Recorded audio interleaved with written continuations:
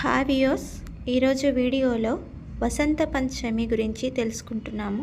వసంత పంచమి ఎప్పుడు, తిథి, శుభముహూర్తం ఎప్పుడు, పూజా విధానం ఎలా ఉంటుందో ఈ వీడియోలో తెలుసుకుందాము. హిందూ పంచాంగం ప్రకారం ప్రతి ఏడాది మాఘమాసంలో శుద్ధ పంచమి రోజున వసంత పంచమిని జరుపుకుంటారు. 2025 ఈ ఏడాది వసంత పంచమి ఎప్పుడు వచ్చింది, ఈ పర్వదినాన సరస్వతీదేవిని ఎందుకు పూజిస్తారు, చిన్నారులతో అభ్యాసం ఎందుకు ప్రారంభిస్తారనే ఆసక్తికరమైన విషయాలు ఈ వీడియోలో తెలుసుకుందాము. 2025 వసంత పంచమి తిథి ఫిబ్రవరి 2వ తేదీ ఆదివారం ఉదయం 9:14 ప్రారంభమవుతుంది. మరుసటి రోజు అంటే ఫిబ్రవరి 3వ తేదీ సోమవారం నాడు ఉదయం 6:52 ముగుస్తున్నది. పంచాంగం ప్రకారం ఉదయం తిథి ప్రకారమే పరిగణంలోకి తీసుకుంటారు కాబట్టి ఈసారి వసంత పంచమిని ఫిబ్రవరి 2వ తేదీన వసంత పంచమిని జరుపుకుంటారు. పూజకు అనుకూలమైన సమయం ఉదయం 7:09 నుంచి మధ్యాహ్నం 12:35 వరకు.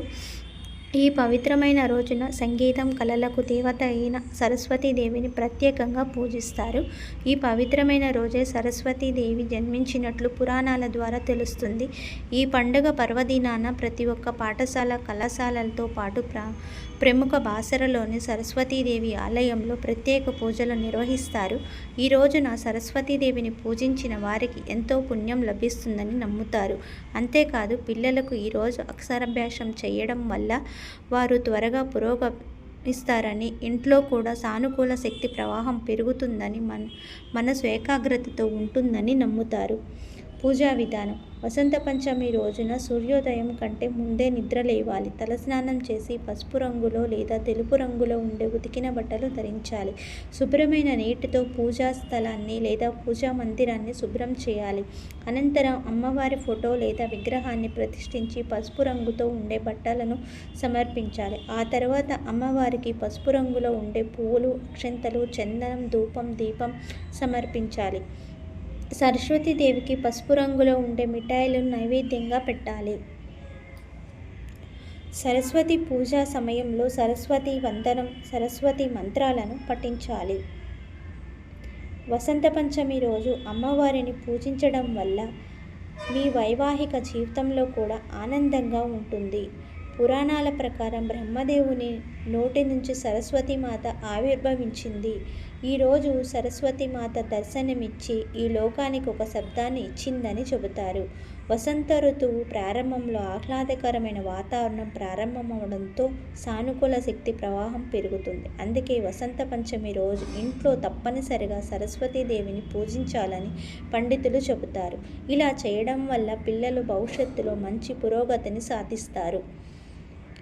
ఈసారి వచ్చే వసంత పంచమి పండుగ సమయంలో అనేక శుభయోగాలు ఏర్పడుతున్నాయి.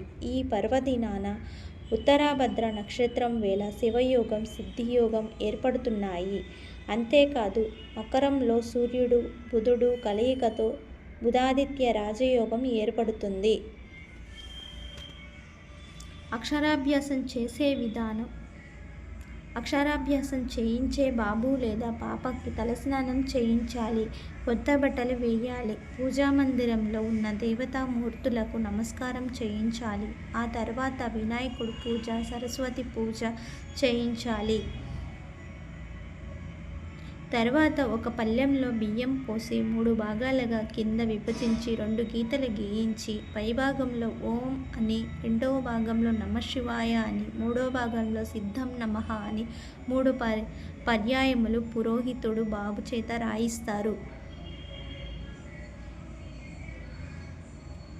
ఆ తర్వాత వినాయకుడు, సరస్వతి శ్లోకాలను పఠించాలి. ఇంట్లో ఉన్న పెద్దల చేత బాబుని ఒళ్ళో కూర్చోబెట్టుకొని పలక మీద ఓం నమఃశివాయ అని ముందు రాయించి తర్వాత అక్షరాలు రాసి దిద్దించాలి.